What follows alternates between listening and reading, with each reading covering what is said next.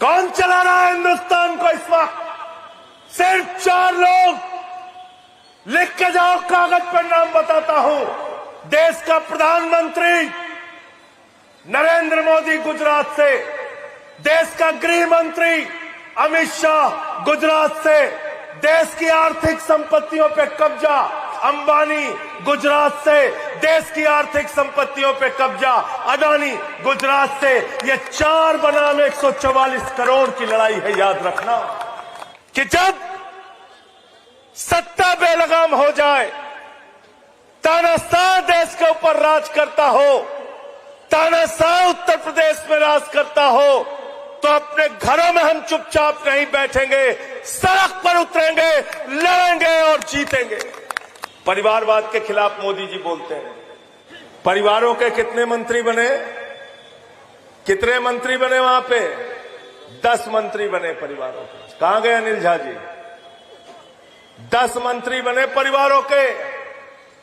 10 मंत्री अलग अलग बीजेपी के और दूसरी पार्टियों के, एनडीए के परिवारों के। तो सबसे बड़े परिवारवादी हैं। किसी को क्रिकेट बोर्ड में, किसी को कहीं डाल देते हैं। इनसे कहो बिजली नहीं आती, कहते भारत माता की जय। इनसे कहो नौकरी नहीं मिल रही, कहते भारत माता की जय। इनसे पूछो अदानी को रेल क्यों बेच दिया, कहते भारत माता की जय। इनसे कहो सेल क्यों बेच दिया, कोयला क्यों बेच दिया, गैस क्यों बेच दिया, समुद्र का तट क्यों बेच दिया, एयरपोर्ट क्यों बेच दिया, कहते भारत माता की जय। मैं आपसे कहना चाहता हूं, भारत माता की जय लगा के भारत माता की संपत्ति बेचने वाले भारत माता के कपूत संतान है, सपूत संतान नहीं है। और क्या कहते हैं? कहते हैं जागो हिंदू जागो, जागो हिंदू, जागो हिंदू।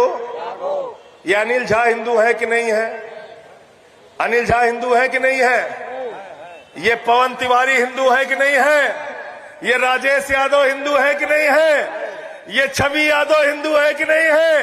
ये नीलम यादव हिंदू है कि नहीं है? ये दिनेश पटेल हिंदू है कि नहीं है?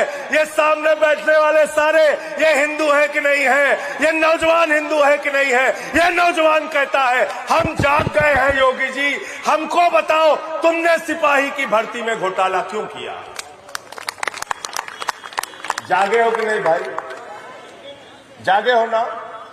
ये किसान भी हिंदू हैं। ये जागो हिंदू जाग गया। ये किसान पूछ रहा है, ये चौधरी सुरेंद्र भी हिंदू हैं। ये जाग गए हैं, ये पूछ रहे हैं बताओ तुम खाद की एक बोरी के लिए हमें लाठियों से क्यों पिटवाते हो? हिंदू जाग गया है। ये जनक प्रसाद जाग गए हैं। ये पूछ रहे हैं तुमसे कि तुम बताओ एसएससी के पेपर में लीक करा के कितना माल कमाया, कितना घोटाला किया? जवाब दो, जवाब दो। ये प्रशांत यादव हिंदू है, ये भी जाग गया है, पूछ रहा है आपसे। हमारी बहन राजकुमारी आई है, उसने पुलिस वालों से भिड़ंत की थी, लड़ाई लड़ा था। हम पूछ रहे हैं, हिंदू हैं, कि बताओ तुमने हिंदुओं के बच्चे जहां पढ़ रहे थे उन सरकारी स्कूलों को क्यों बंद किया? बताओ, हम जाग गए हैं, बताओ। नकली नारों में छिपते हो, कभी जागो हिंदू, कभी वंदे मातरम, कभी भारत माता की जय। अरे हम वंदे मातरम भी कहेंगे, भारत माता की भी जय कहेंगे, और हम हिंदू धर्म को भी मानेंगे, लेकिन तुम जैसे काल नेमी लोगों को पर्दाफाश भी करेंगे। ये बहरूपिया बनके जो टहल रहे हो ना, तुम्हारे बहरूपिया चेहरे को हम लोग खोलने का काम करेंगे। कौन चला रहा है हिंदुस्तान को इस वक्त? सिर्फ 4 लोग। लिख के जाओ, कागज पर नाम बताता हूं।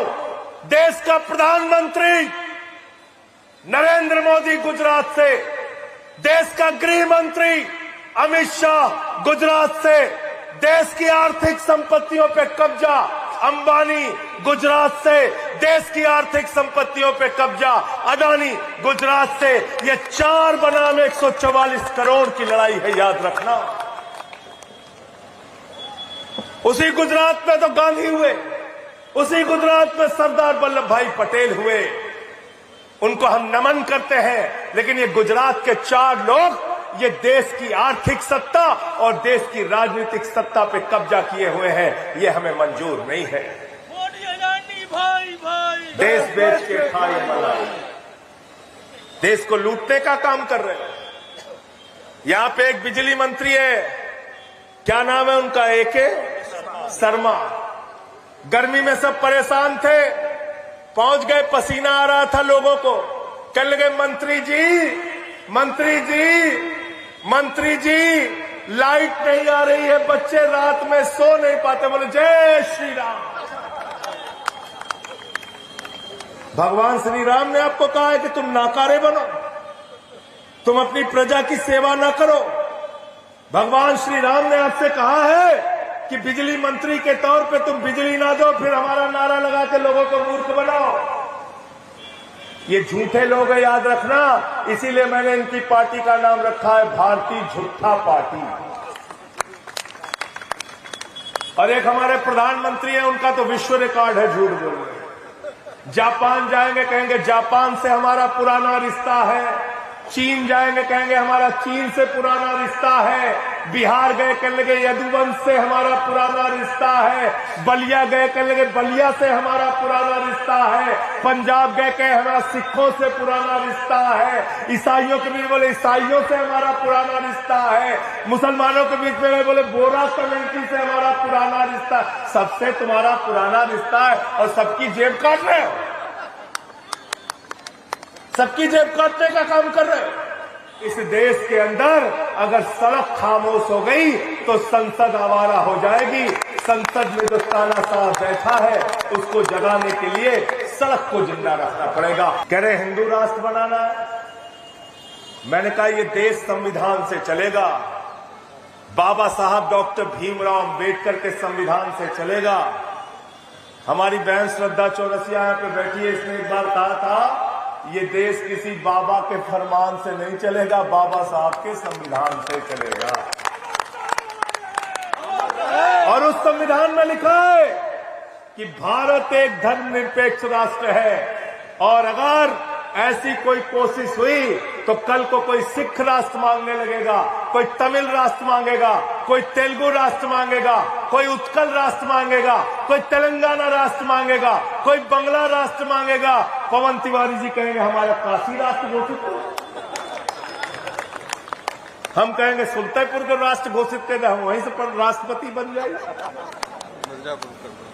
मिर्जापुर पीछे मांगे लागे तुरंत। ये सब नहीं चलेगा, ये देश को तोड़ने और बांटने की कार्रवाई है। मैं अंत में इन्हीं लाइनों के साथ कि अमन बिक रहा है, चमन बिक रहा है, गरीबों के तन का कफन बिक रहा है, बाजारों में बहनों का तन बिक रहा है। यारो बुरा न मानो तो कह दूं, इन बेईमानों के हाथों वतन बिक रहा है, इन बेईमानों के हाथों वतन बिक रहा है।